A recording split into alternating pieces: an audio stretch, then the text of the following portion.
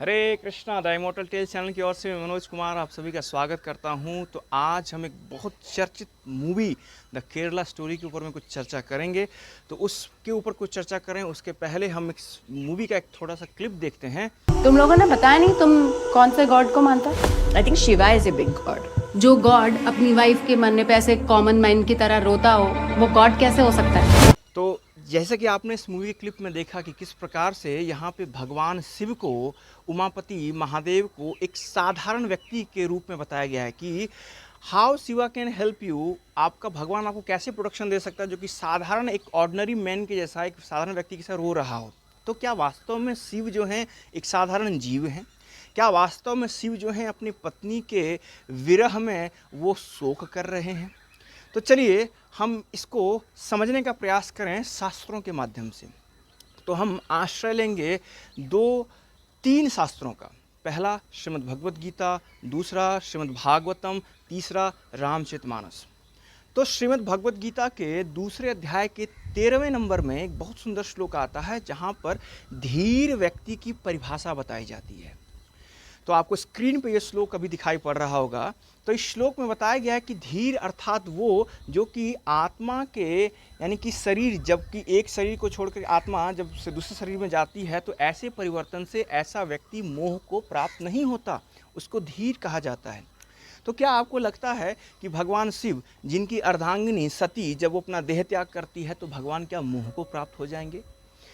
और श्रीमद् भागवतम में भगवान शिव को धीर पुरुष की संज्ञा दी गई है। आचार्य बताते हैं कि धीर कौन है। धीर अर्थात वो जो उत्तेजित होने के कारणों के, पर्याप्त कारणों के उपलब्ध होने के बावजूद भी अप्रभावित रहे। श्रीमद् भागवतम के प्रथम स्कंद के 13वें अध्याय के श्लोक क्रमांक 26 में श्रील प्रभुपाद धीर व्यक्ति की ये परिभाषा तात्पर्य में प्रदान करते हैं।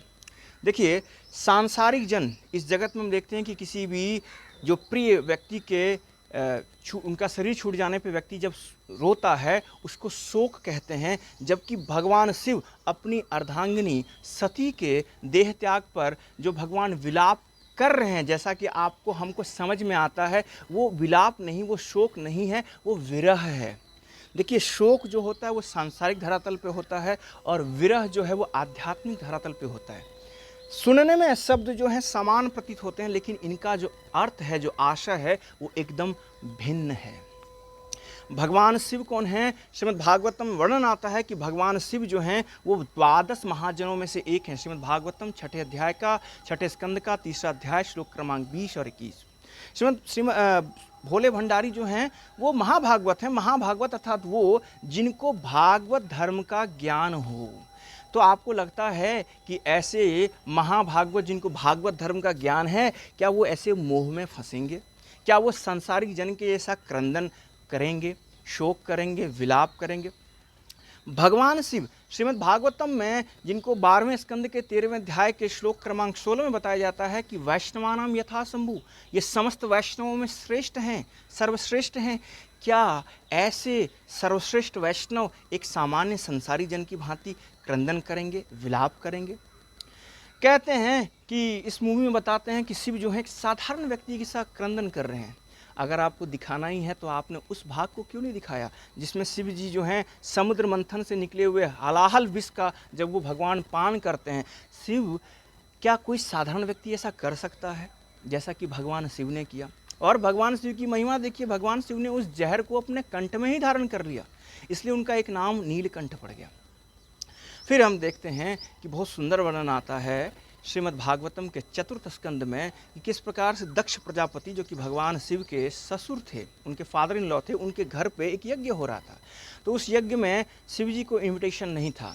तो पार्वती सती जब वहाँ पे बिना इन्विटेशन के जाती हैं तो शिव जी उनको समझाते हैं कि देखो, आप बिना इन्विटेशन के मत जाओ, क्योंकि वहाँ पे आपका कुछ अप्रिय हो सकता है, क्योंकि मेरे जो ससुर हैं यानी कि जो आपके पिता हैं वो मेरी अवहेलना करेंगे और उससे आपको बहुत ही ग्लानि होगी और फिर कुछ भी अनर्थ हो सकता है। लेकिन सती इन सबको कहा सुना नहीं मानती हैं और वो चली जाती हैं और कालक्रम में होता वही है, दक्ष जो हैं भगवान शिव का अपमान करते हैं। सती को ये बर्दाश्त नहीं होता। सती अपनी अंगूठे से युगाग्नि को प्रज्वलित करती हैं और सती उसी समय उसी क्षण वहाँ पे देह त्याग कर देती हैं। उसके परिणाम स्वरूप भगवान शिव को बहुत क्रोध आता है। देखिए, ये क्रोध संसारिक स्तर का क्रोध नहीं है, भगवान का क्रोध जो आध्यात्मिक स्तर का है। उनको क्रोध आता है, वो अपने एक लट्ट को लेते हैं और उसको जमीन पे पटकते हैं। वहाँ से वीरभद्र नाम का एक अद्भुत पुरुष प्रकट होता है, कोई साधारण व्यक्ति नहीं था, अद्भुत वीरभद्र। और भगवान शिव के आदेश पर वो यज्ञ को तहस नहस कर देता है और फिर दक्ष को मृत्युदंड प्रदान किया जाता है। बाद में फिर देवताओं के ब्रह्मा के आवाहन पे, ब्रह्मा के प्रार्थना पे भगवान शिव उसको बकरे का सिर प्रदान करते हैं।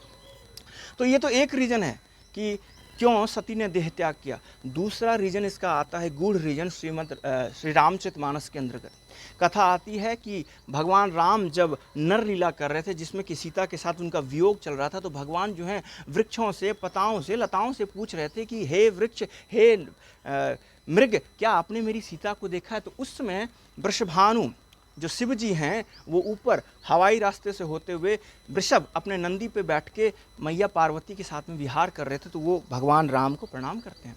तो सती पूछती हैं कि भोलेनाथ आपने किनको प्रणाम किया? तो वो कहते हैं कि ये मेरे इष्ट हैं, यही मेरे आराध्य हैं। तो उनको समझ में आता है, अरे ये साधारण सा जीव है जो अपनी पत्नी के लिए रो रहा है, ये ईश्वर कैसे हो सकता है? तो भगवान शिव उनको समझाने का प्रयास करते हैं, लेकिन सती को समझ में नहीं आती है ये बात। तो सती को भगवान शिव कहते हैं कि ठीक है देवी, अगर आपको परीक्षा लेना है तो आप जाकर परीक्षा ले लीजिए।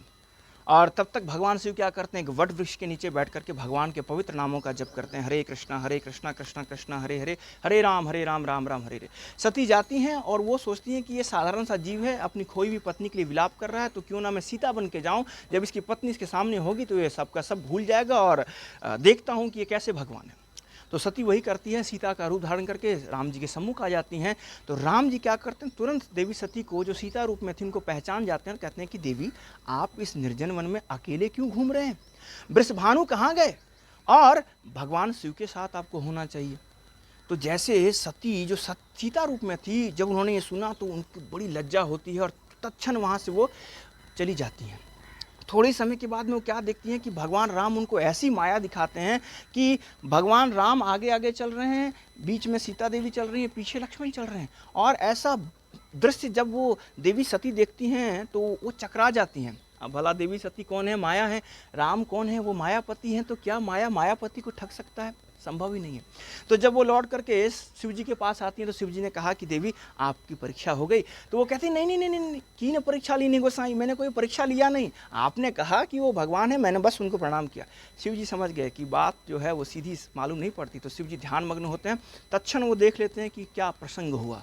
तो शिव जी ने उसी समय निश्चय किया कि इस शरीर में सती ने मेरी माता सीता का रूप धारण किया, इसलिए इस शरीर के साथ में अब गृहस्थ जीवन को निर्वाह करना संभव नहीं है। इसलिए शिव जी निश्चय करते हैं कि अब इस शरीर का वो, इसके साथ में वो संबंध नहीं रखेंगे। तो इस कारण से सती जो हैं वो शरीर छोड़ती हैं, क्योंकि उस शरीर को जब भगवान शिव ने त्याग दिया, जिसके अनेक वर्षों तक, 1000 वर्षों तक शिव जी जब ध्यान मग्न थे, तो बाद में यही दक्ष प्रजापति का यज्ञ का समय आता है, जहाँ पे सती भगवान राम को प्रार्थना करती हैं कि हे भगवान, अब मैं ये शरीर छोड़ रही हूँ, लेकिन मेरी आपसे एक यही प्रार्थना है कि अगला जन्म मुझे फिर भगवान शिव की ही अर्धांगिनी के रूप में मुझे आप प्रदान करें। तो ये सती हैं, उनके ये देह त्याग की कथा है। और भगवान शिव, जैसा कि हमने देखा है, कहाँ से पढ़ा है, तो हमने एक एपिसोड आता था देवादिदेव महादेव, वहाँ से हमने सीखा है कि शिव जी जो हैं कैसे क्रंदन कर रहे हैं, सामान्य व्यक्ति की भांति विलाप कर रहे हैं, रो रहे हैं। ऐसी जो कथा है ये वहाँ पे दिखाई गई है। तो अगर आपको वास्तव में शिव जी के इस चरित्र को जानना हो कि किस प्रकार से शिव जी क्यों ऐसा विलाप कर रहे थे, रो रहे थे, तो आप इन शास्त्रों का आश्रय लीजिए। और फिर एक प्रश्न आता है कि शिव जी रो क्यों रहे थे। तो मेरा देखिए, एक आपको साधारण सी भाषा में आपको समझाता हूँ, इन ए लेमैन लैंग्वेज, कि शिव जी जो हैं, भगवान जो हैं, उनका पर्सनल फॉर्म है। उनका ऐसा नहीं है कि उनका इम्पर्सनल फॉर्म है, भगवान का पर्सनल फॉर्म है। भगवान के अंदर भी इमोशंस हैं। और भगवान किसी व्यक्ति की, किन्हीं की अगर पत्नी गुम हो गई हो, किन्हीं की पत्नी अगर मर गई हो, उन्होंने शरीर छोड़ दिया हो, तो वो व्यक्ति क्या हंसेगा? वो रोएगा ही ना रोएगा। तो भगवान शिव, उनके अंदर भी इमोशंस हैं, तो वो अपने भावनाओं को प्रदर्शित कर रहे हैं। और फिर से वही बात, वो शोक नहीं दिखा रहे हैं, वो विरह दिखा रहे हैं आध्यात्मिक स्तर पे। तो भगवान शिव के ऊपर में ऐसी बहुत सारी चीज़ें हैं जो कि हम शास्त्रों से सीख सकते हैं, समझ सकते हैं। और इस मूवी क्लिप के अगले 2 पार्ट्स हमारे इस वीडियो के बाद में आपको प्राप्त होंगे। तो आप सभी का बहुत बहुत धन्यवाद। हरे कृष्णा।